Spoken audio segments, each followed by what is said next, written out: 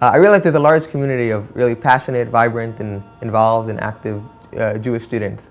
And I realized that if these students can really reach other students in a way that no organization could. So we wanted to find ways to create Jewish experiences to share with our friends, to invite them to Shabbat dinners, to set up one-on-one learning programs, to get them involved in holiday experiences, ways that we can make Judaism relevant to them. And we sat down and had a meeting, probably 15 of us one January evening.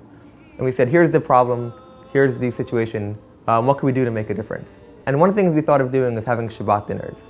And we had a Shabbat dinner. We set up a table, we started with Shalom Aleichem and explaining what Shabbat was. And most people stayed for around 2 hours. They had a great time. There were around 3 or 4 people who stayed for a good 4 hours.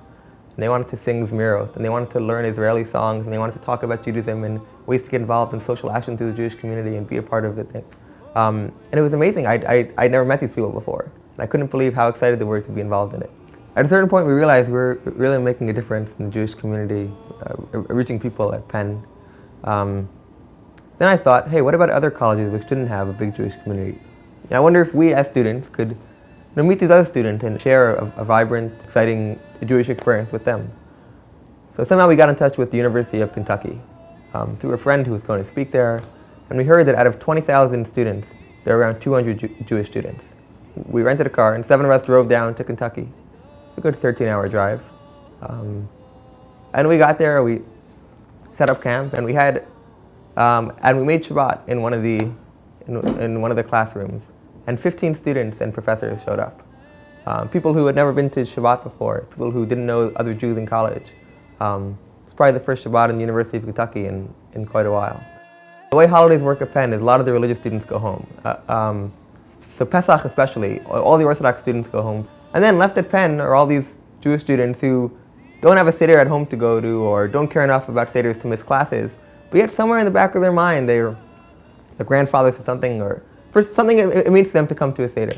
So I heard about this, what was going on at Penn, and I turned to my parents. I said, Mommy, Tati, I love you, I love Seders at home, but here's what's happening at Penn. I'm going to stay at Penn to lead Seders this year.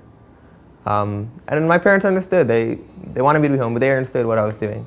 And I spoke to some other students in the Orthodox community. By the end, we had 15 students who decided to stay at Penn that year to lead Seders.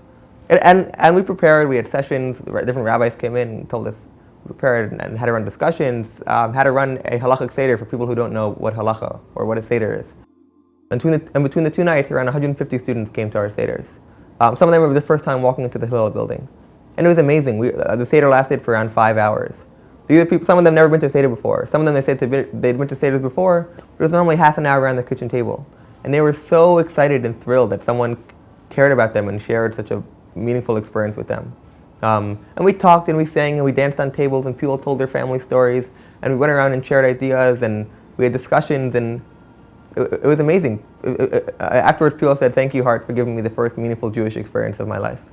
But at a certain point, around 2 years ago, I realized, wow, this is really making a difference. And I realized it's not unique to the campus at University of Pennsylvania. There are a lot of colleges which have dozens or hundreds of religious Orthodox students and probably thousands of uninvolved students. So these ideas could work just as well. Shabbat dinner, that's not unique to Penn.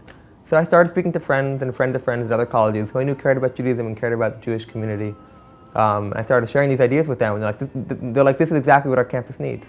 So I ended up running a Shabbaton for around 50 students from 15 different colleges. We came to Penn and we sat down and students went back to their campus and they started groups of their own. Some of them started running Shabbat dinners at their colleges. Some students stayed on campus to run Seders at different colleges. So now there are groups of students starting at maybe 10 or 20 different universities. When I'd first go around meeting people or inviting them to Shabbat dinners, at first they say, oh, are you from this organization? Are you from that organization?